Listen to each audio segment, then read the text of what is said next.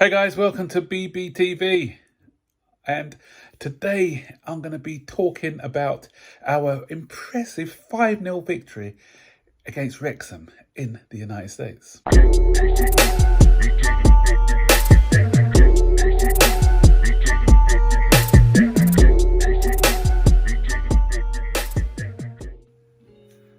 Okay guys, first of all, I think I keep saying BB News in my videos when I do a welcome, but I don't even know the name of my own channel, BBTV. Right.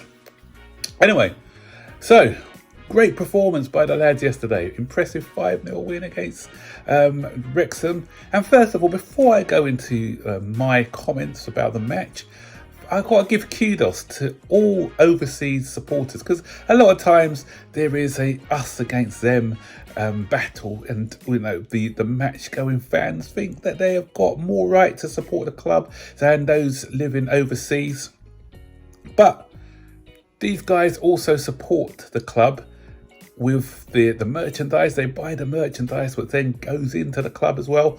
And that helps build a club. It helps to build a club profile. The bigger the club that Chelsea are, then the more finances that come into the club, and like through TV revenue and merchandise sales, etc. And yesterday we got a taste of what it's like to be a fan watching from abroad, because with all the games being played in America, the match was on at 1 a.m. in the morning. And I already heard some Chelsea fans moaning about, they have to stay up late at night. But this is the sacrifice that these guys from overseas have to make. Sometimes early morning kickoffs, probably have to take a time off work to watch us play in the midweek games. So it is a big commitment.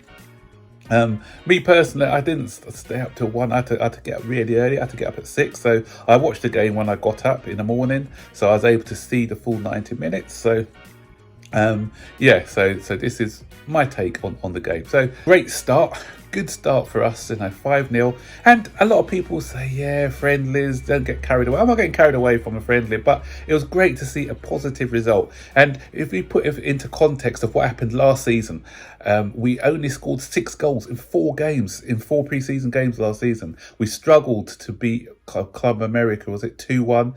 Then we drew 1-1 with Charlotte, if my memory serves me right, lost on penalties 5-3. Then we got humiliated by Arsenal 4-0, embarrassing, before we beat Udinese by 3-1. I think that was the only kind of impressive performance with the game against Udinese. I think we played Udinese the day after, but that was with a totally different 11, so I'm not including that in last season's friendly roundup. So anyway, what I liked today watching the game was, we are already, 1 game in, we are already seeing the identity that Pochettino wants to give to the club. We've been crying out for a style of play, an identity. What are we about? What is Chelsea? Because we haven't really seen it a lot before. Good defensively, but no sort of attacking structures, no patterns of play. But yesterday, we saw glimpses of it. We saw what he wants to do, these quick passes in the middle. And what I love, what Jason Cundy on the Chelsea TV channel was saying, these wall passes, he called them. And what he means is, when you hit the ball against the wall and they bounce back to you as a player, the little 1-2s and things. And instrumental behind that was Nicholas Jackson. And that's the thing, talking about Nicholas Jackson now, is he going to be our number 1 striker for going into the season? I don't know, but it's just that snobbery about it by our fan bases, where because he's not a name that a lot of people have heard of, most of our fan base have been writing us off, saying, if this guy Nicholas Jackson is going to be leading the line, I feel sorry for Chelsea. We need a proper striker. What they mean is that they want to be splashing out. If a striker doesn't cost 70 or 80 million pounds, then they don't want him. And fat lot of good that done us with the likes of Lukaku, Werner, etc. So just because this guy is unknown to most and he didn't cost a lot of money, doesn't mean that he's going to be a failure. And I'm not saying, I'm not being reactionary and saying on 1 game that he's going to be our success and our saviour. But what I saw from yesterday, lots of positive signs. And he reminds me a little bit of a faster Giroud.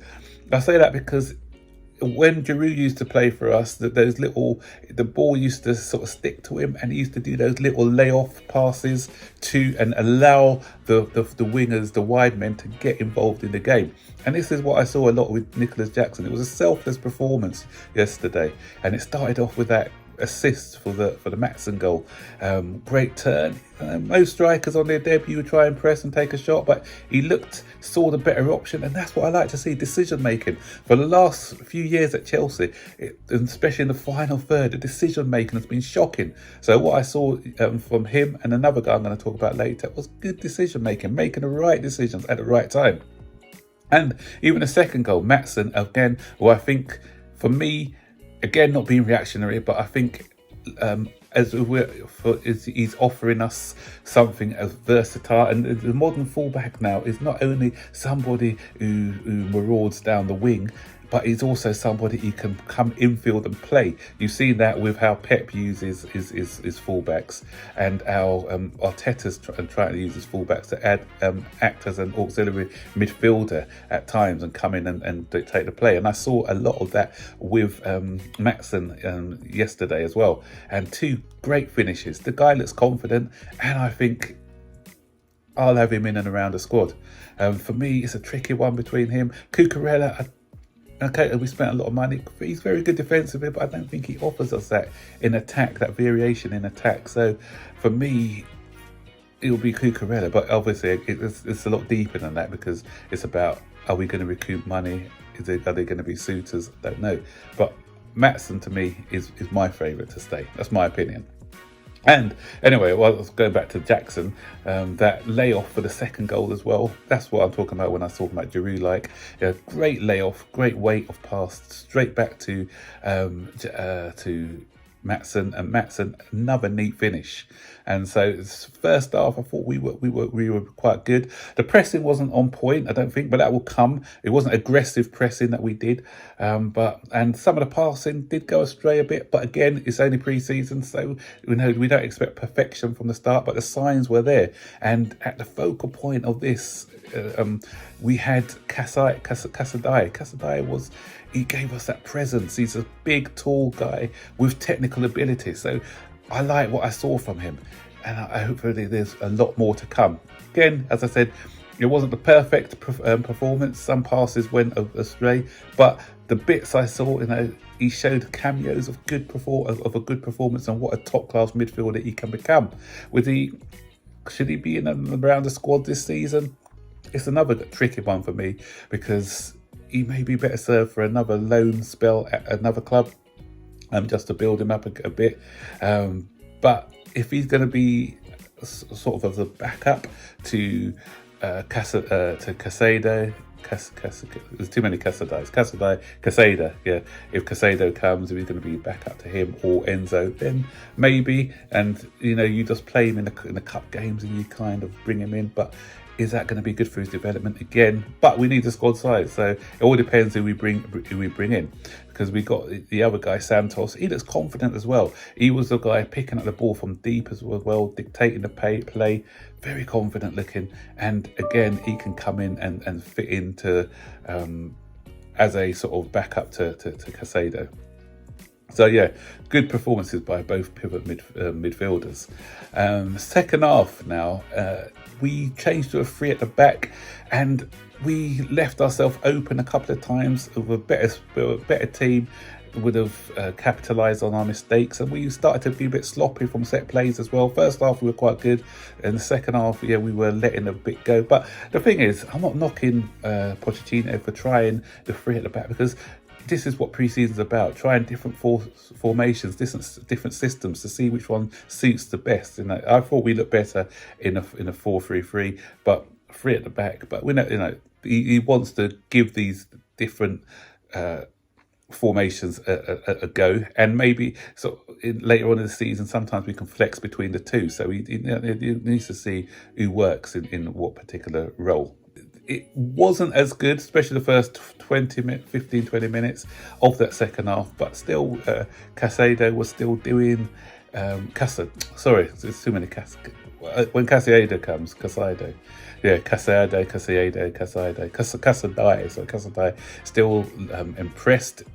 I think Nkuku was isolated a bit, and that's because of the formation that we were playing. So he really didn't really have a lot of touches as such. Then we scored that third goal, and it was Conor Gallagher. I think it was good work by, was it Casado, who did some good work and knocked it to him. And when I say good finish, he hit it into the corner of the net.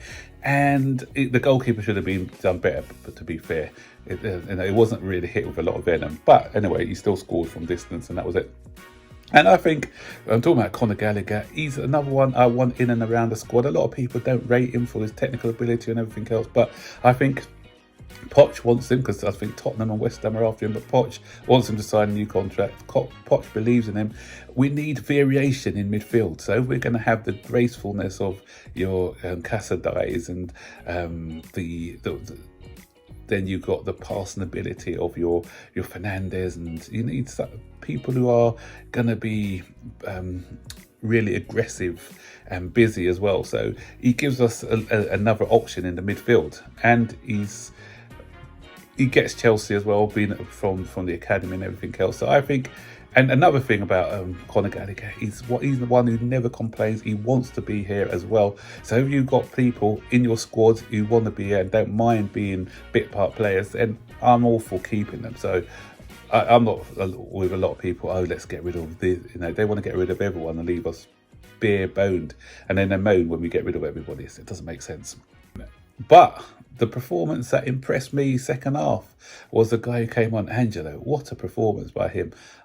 I've seen, when I say I've seen a lot of, once we bought him, I've done a bit of research on his game and what he's about. And what I saw yesterday was everything that I hoped would I see in a player. As I said, again, it's Wrexham. So I'm not being, not taking things and going overboard with praise because it's pre-season. But everything that I saw of him was good.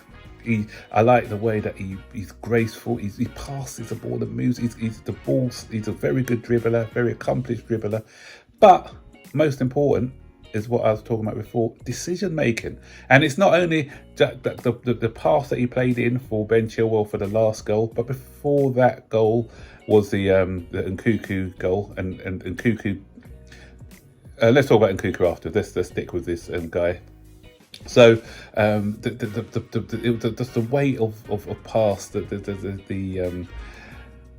it was perfect. And the thing is with Angelo, I've seen him do this time and time again with playing for Santos. So this guy, great decision making. He knows when to release the ball, and I think that's the difference between him and what's his name, Madueke. Because Madueke, I think, is very skillful player, very quick, very direct, but in front of goal, sometimes his decision making is a bit rash. He rushes the pass or overhits the pass or doesn't do the right thing a lot of the times. But with this, with what you saw with Angelo, all his passes. He did one cross, I think, as well, that Sterling should have done better with a header. But his passing is on point, and he just looks like a guy who's very mature already as an 18-year-old, and his potential, his ceiling's quite high. So that's a great spot by our scouts. Scouts. So the thing is, and a lot of people are moaning, oh, Chelsea are getting all these young players and everything else. But our scouts, these guys, they brought these scouts in because they saw what they've done at other clubs where they've turned potentials into superstars. So that's what we're doing. We're looking at potentials, and we're going to try and get them to that next level. Could they all do it in one side, as a young side? Maybe not. Maybe we need a bit of experience in there as well. But the future does look bright for us. Hopefully the present looks good as well. But it does look like we are getting players with a high ceiling. So even if they don't work out for Chelsea, we can make lots of money for them in the future. And to go on to Nkuku, we've got, as I said, he's quiet. But what I like about him, although he had a quiet game, one chance, one goal. And that's what we're missing from the strikers. Last season, it's the opposite. 7 chances, 1 goal. But this guy just needs one chance, one sniff at a goal, and that's it. And he's still finding his feet. He came in quite late, so he hasn't had... He started the pre-season, but I said he's still adjusting to his surroundings. And I think for him, we've got a top player who's going to score us goals. He's clinical in front of goal. But we've got tougher tests to come. We've got Brighton to come later on. We've got Newcastle. So that will give us a sort of fairer barometer of where we're at the moment. But as I said, without getting too carried away, I like what I see. The early signs are good. An identity has been formed. And the players have got a smile on their face again. And that's all good. So, what do you think about the performance, guys? Stick your comments in the section below. Don't forget to like, subscribe, turn on post notifications so you'll be notified every time I make a new video. Take care. Bye-bye.